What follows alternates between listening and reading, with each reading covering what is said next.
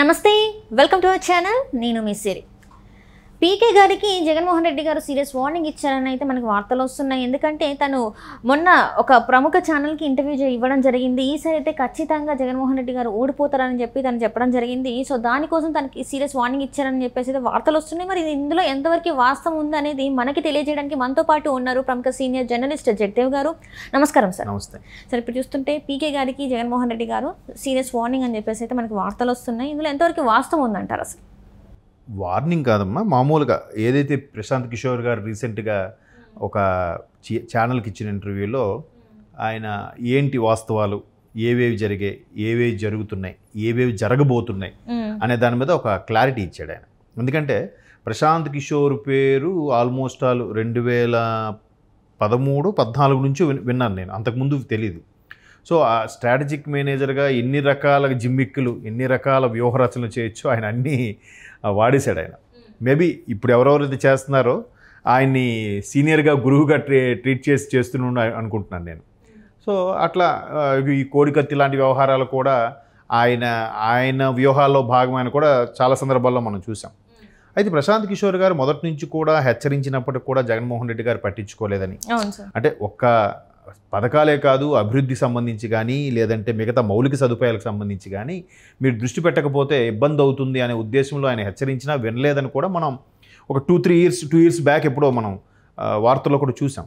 అంటే ఇది ఊహాగానాల పుకార్లు అనుకున్నా కానీ పోను మనకి రోజులు గడిచే కొద్దీ ఇవన్నీ వాస్తవాలని తెలుసు. ఎందుకంటే ఆయన ఒక ఈవెంట్లో వెళ్ళినప్పుడు కూడా ఇలాగే మాట్లాడారు.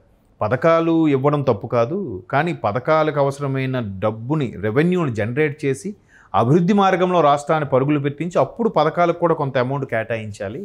కంప్లీట్గా ఇలాగే చేస్తే శ్రీలంక ప్రభుత్వ పరిస్థితి మనకు అవుతుంది అని చెప్పి పెట్టారు. అప్పుడే ఊహాగానాలు స్టార్ట్ అయ్యాయి. ఈయన ఓపెన్గా జగన్మోహన్ రెడ్డి గారు, అదే ఏపీ ప్రభుత్వం గురించి మాట్లాడారంటే నథింగ్ బట్ జగన్మోహన్ రెడ్డి గారి ప్రభుత్వం అనే కదా.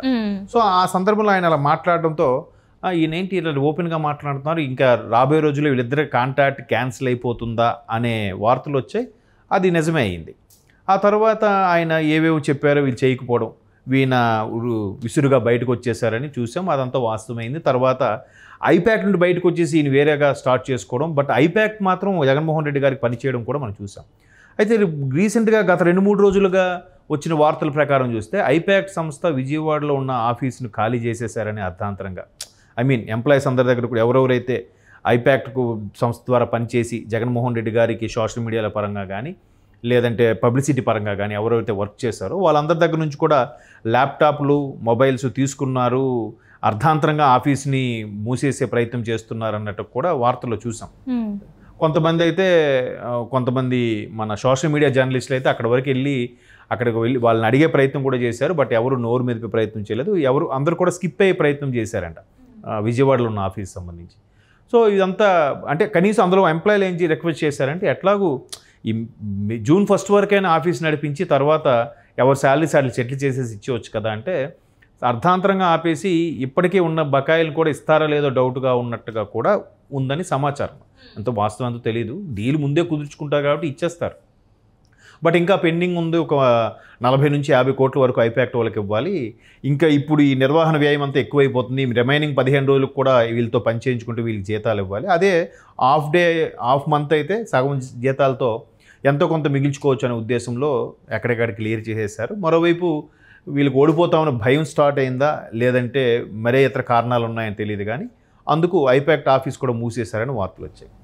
సో వీటన్నిటి నేపథ్యంలో సోషల్ మీడియాలో వస్తున్న కథనాల ప్రకారం కానీ కొన్ని రకాల వార్తల ప్రకారం కానీ కూటమికి మంచి పోటీ ఇవ్వబోతుంది, కూటమి నెక్స్ట్ వస్తుందా అనే భయాందోళనతో వైసీపీలో ఉన్న కార్యకర్తలు అభద్రతా భావానికి గురైన నేపథ్యంలో అధినేత జగన్మోహన్ రెడ్డి గారు ఈ స్టేట్మెంట్ ఇచ్చారు. ఏమని, మనం వైనాట్ 175 అన్నాం, 175 కాకపోయినా ఈజీగా మనకు 140 అలా వస్తే ప్రభుత్వాన్ని మనమే ఫామ్ చేయబోతున్నాం. ఏదైతే ప్రశాంత్ కిషోర్ ఇచ్చిన సర్వే కూడా దిమ్మ తిరిగేలాగా మనం చేయబోతున్నాం. 25 స్థానాలకు గాను 22 స్థానాలు మనవే లోక్సభ స్థానాలు రాబోతున్నాయి. ఇది చూసి ప్రశాంత్ కిషోర్ కూడా దిమ్మ తిరిగిపోయేలా అవుతుంది అని చెప్పాక ఒక కౌంటర్ ఇచ్చాడు ఆయన. వార్నింగ్ కాదు, కౌంటర్ అంటే దాని అర్థమైతే నువ్వు చెప్పింది ఏముందిరా బాబు, చూసుకో నా ప్రతాపం, నా సత్తా చూసుకో అన్నట్టుగా స్టేట్మెంట్ ఇచ్చారు. మేబీ కార్యకర్తలకి అందులో ఉండే వాళ్ళకి భరోసా కలిగించడానికి ఇచ్చిండొచ్చు. ఎందుకంటే మరోవైపు రాయలసీమలో పలు చోట్ల పల్నాడు దగ్గర ఇప్పటికీ ఎలక్షన్స్ పోలింగ్ అయిపోయినా కూడా చెదురుముదురు ఘటనలు జరుగుతున్నాయి, గొడవలు జరుగుతున్నాయి, తల్లబద్దలు కొట్టుకోవడాలు కూడా జరుగుతున్నాయి. వీటన్నిటినీ పరిణామాలను చూస్తే ఒక్కొక్కసారి కార్యకర్తల్లో మనోధైర్యాన్ని నింపడానికి జగన్మోహన్ రెడ్డి గారు ఈ విధమైన స్టేట్మెంట్ ఇచ్చారన్న వార్తలు కూడా ఉన్నాయి. అయితే ఎవరి టీం వాళ్ళని బలోపేతం చేసుకోవడానికి, ఎవరి కార్యకర్తలను వాళ్ళని దన్నుగా కొమ్ము కాయడానికి సిద్ధపడు ఉంటారు కాబట్టి ఆ విధంగా స్టేట్మెంట్ ఇచ్చిండొచ్చు. కానీ ఐపాక్ట్ ఏదైతే ప్రశాంత్ కిషోర్ గారు ఛానల్కి ఇచ్చిన ఇంటర్వ్యూలో ఉందో అది ఒకటి. ఆయన అంత ఓపెన్గా బయటకు వచ్చి ఎందుకు చెప్తాడు? మొదట్లో ఆయన చెప్పినప్పుడు కూడా ఏం చెప్పారు, మీరు ఇది ఒక్కటే కాదు వీటి మీదకి దృష్టి పెట్టండి, నెక్స్ట్ గవర్నమెంట్ కూడా ఎలా రావాలో నేను ప్లాన్ చేస్తా అని చెప్పినా కూడా వీళ్ళు వెళ్ళలేదంట. నాకు తెలుసు అన్నట్టుగా నా పథకాలను నేను గెలిపిస్తానని చెప్పేసి చెప్పడం. బట్ అప్పటికే ఆయన లేదు మీ ఇన్ని 170 స్థానాల్లో ఈ స్థానాల్లో ఓడిపోబోతున్నారన్నట్టు కూడా ఆయన ఒక రిపోర్ట్ ఇచ్చారంట. అప్పుడు ఆ రిపోర్ట్ను బేస్ చేసుకొని అభ్యర్థులు మార్చారే తప్ప వాళ్ళ యొక్క పరిపాలన విధానాన్ని అయితే మార్చుకోలేదు. మరి అభ్యర్థులు ఎందుకు మార్చారు? ఆయన రిపోర్ట్ని సీరియస్గా పట్టించుకోకపోతే, అంటే ఇవన్నీ మనం గడిచిన నెల రోజుల్లో 2 నెలల్లో చూసిన వార్తలే కదా ఇవన్నీ కూడా. ఆయన ఏదైతే చెప్పారో అది మార్చుకోలేదంట, కానీ అభ్యర్థులు మాత్రం మార్చారు. ప్రశాంత్ కిషోర్ గారు ఇచ్చిన రిపోర్ట్లో 90 మంది వరకు ఓడిపోయే అవకాశం ఉంది ఈ 151 మందిలో. అందుకు చాలా వరకు షఫిల్ చేస్తున్నారు, అక్కడోళ్ళని ఎక్కడ మారుస్తున్నారు అన్నట్టుగా వార్తలు మనం చూసాం. మరి అభ్యర్థులు మార్చినప్పుడు ఆ పరిపాలన విధానాన్ని, ఆలోచన విధానాన్ని కూడా మార్చుకొని ఉంటే బ్రహ్మాండంగా ఉండేది కదా, బాగుండేది కదా.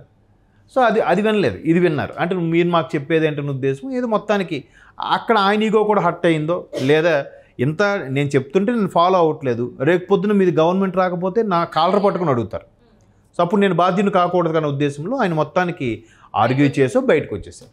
బయటకు వచ్చిన తర్వాత అసలు విషయాలన్నీ చెప్పుకొచ్చాడు. రీసెంట్గా ఒక ఛానల్కి ఇచ్చిన ఇంటర్వ్యూలో కూడా మొత్తం అందులో ఉన్న నాయకుల గురించి కూడా, అంటే బొత్స సత్యనారాయణ గురించి కానీ, ఇంకా సజ్జల గారి గురించి కూడా ఎంతమంది రేపు పొద్దున ఒకవేళ వైసీపీ రాకపోతే ఆయన పక్కన ఎవ్వరు ఉండరు, తను ఒంటరి అయిపోతాడు నిజంగానే అని చెప్పేసి, తను ఇప్పుడు ఎవరైతే ఉన్నారో తన పక్కన రేపు వాళ్ళు ఎవరు ఉండరు, ఈయన జగన్మోహన్ రెడ్డి ఒంటరి అయిపోతారని చెప్పడం జరిగింది. అంతెందుకమ్మా, ఇక్కడ కేసీఆర్ గారు చూడండి, తెలంగాణ జాతిపిత అన్నట్టుగా పెద్ద పెద్ద బ్యానర్లు కూడా కట్టారు. 2 సార్లు దిగ్విజయంగా గెలిచి మరీ ముఖ్యమంత్రి అయ్యారు. ఇప్పుడు ఏమైంది? కేసీఆర్ గారు మా దేవుడు, మా నాయకుడు, మా దళపతి అన్న నాయకులు ఒక్కొక్కరు అంత సీనియర్లు కూడా కేసీఆర్ గారిని వదిలించి పక్క పార్టీలకు వెళ్ళిపోవట్లేదా? అధికార పార్టీలోకి వెళ్ళిపోవట్లేదా? మరి ఏమైందండి? కేసీఆర్ ఎంత సీనియర్లు, ఎంత అనుభవజ్ఞుడు, ఎంత వాక్చాతుర్యం ఉన్న నాయకుడు ఆయన, ఎంత చక్కగా మాట్లాడతాడు ఎవరితోనైనా. ఆయన మాట్లాడితే కాసేపు అలా చూడాలనిపిస్తుంది. దట్ ఈజ్ కేసీఆర్ గారు ఈ వయసులో కూడా.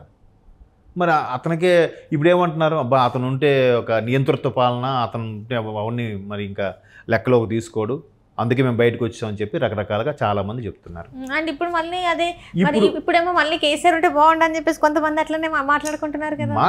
అది మాట్లాడుతున్నారో ఎన్నికల వ్యూహాల్లో భాగంగానో తెలియదు. ఇప్పుడు పార్లమెంట్ ఎన్నికల నేపథ్యంలో అలా అనుండొచ్చు, మళ్ళీ ఇంప్రెషన్ కలగేలాగా వాళ్ళు సోషల్ మీడియాలో కొన్ని పోస్టులు చేసి ఉండొచ్చు. కానీ సర్వేలు కూడా వేరే రకంగా చెప్తున్నాయి కదా.